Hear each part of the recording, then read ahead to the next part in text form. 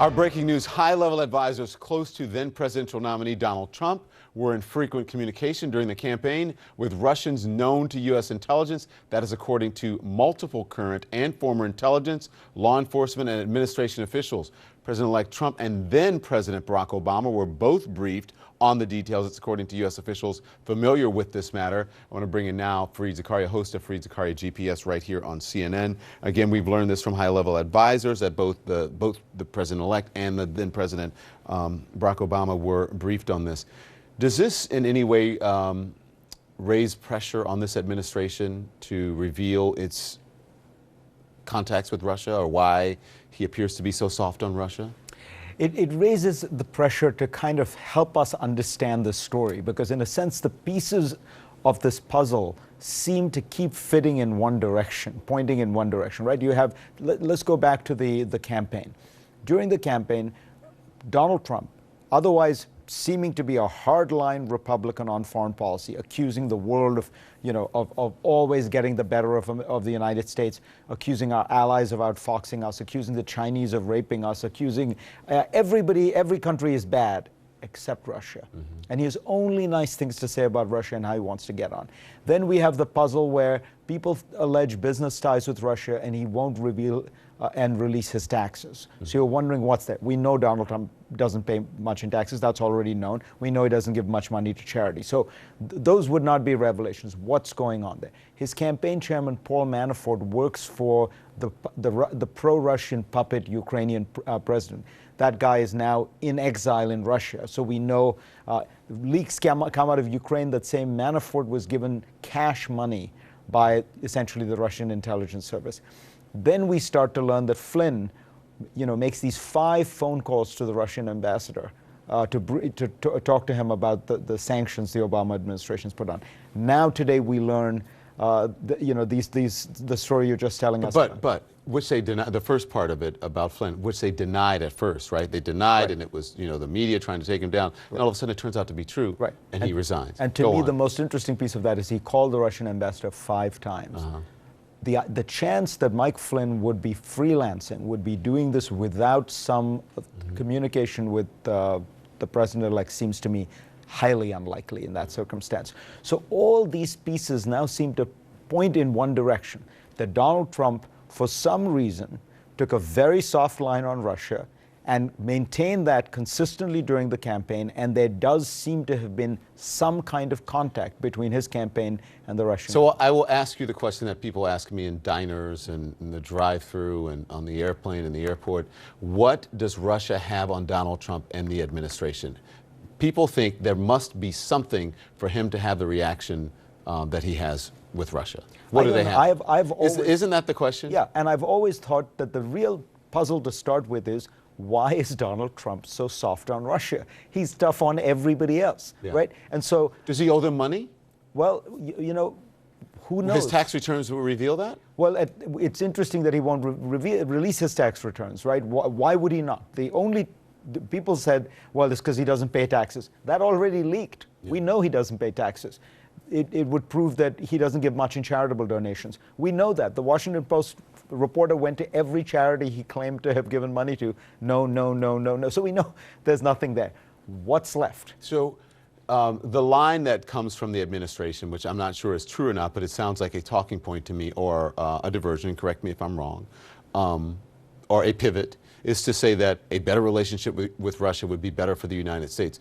Russia does not have our best intention at heart. Well, first let's start again. To me, the puzzle is, but that could be said of China as well, right? But Donald Trump never said that about China during the period. You could say, well, a better relationship with Saudi Arabia would help us stabilize the Middle East. He never said that. Should they just stop saying that? It doesn't really make sense. Well, because it's the anomaly in his case. He was tough on everybody except the Russians. Yeah. Secondly, as you say, Vladimir Putin's Russia has been trying systematically to undermine NATO, the European Union, U.S. foreign policy in the Middle East. So, yes, of course it would be nice to have a good relationship with Russia, but this is a country that has systematically been trying to, in some way or the other, upend the Western project that the United States has been upholding for the last 75 years.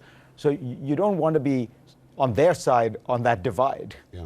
Do we have can we get the Sean Spicer soundbite that we ran in the last segment? Because I want to get Fareed's reaction to that, and let me know when we have it. But they're also saying that it's not illegal for people to be in contact with people in Russia, and we know that to be true. The concern is the frequency of it, and because you don't know what the exact business ties are between Donald Trump's businesses and Russia, if there are any at all.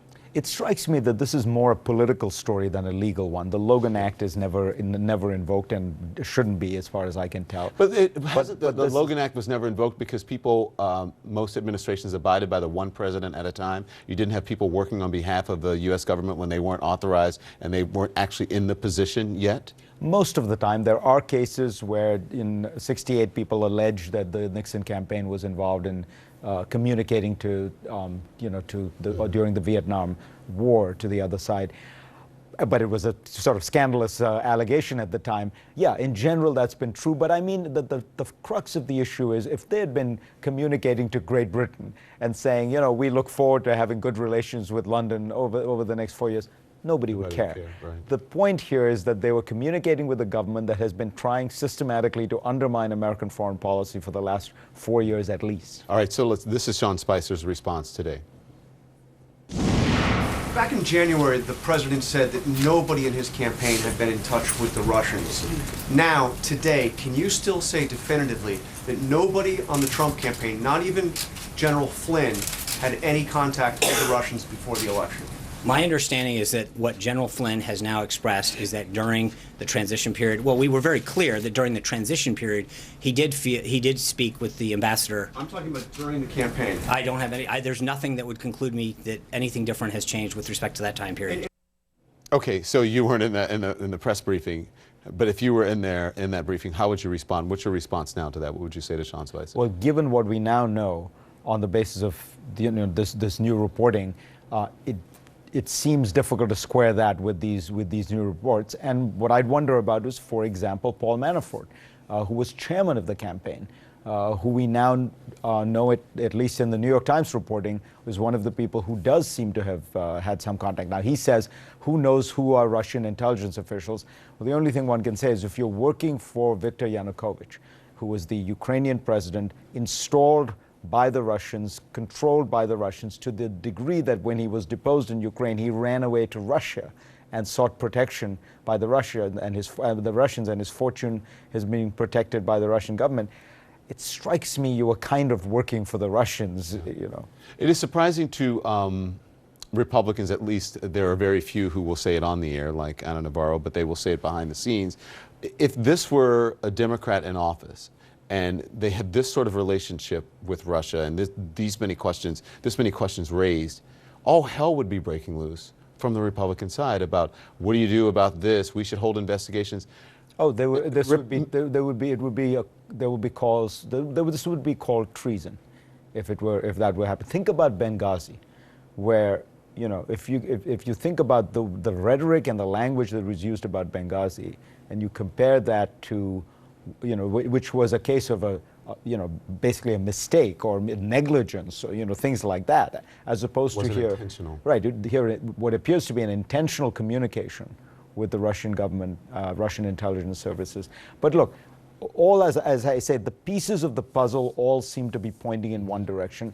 One shouldn't, one should recognize the Trump administration could clear all this up. There are a series of things that they need to do.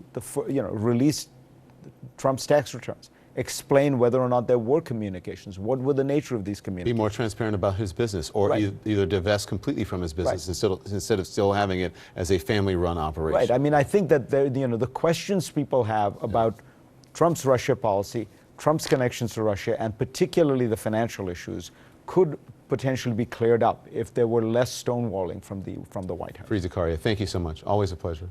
We'll be right back with more on our breaking news. High-level advisors close to Donald Trump when he was a nominee were in constant communication during the campaign with Russians known to U.S. intelligence. That is according to multiple current and former intelligence, law enforcement, and administration officials.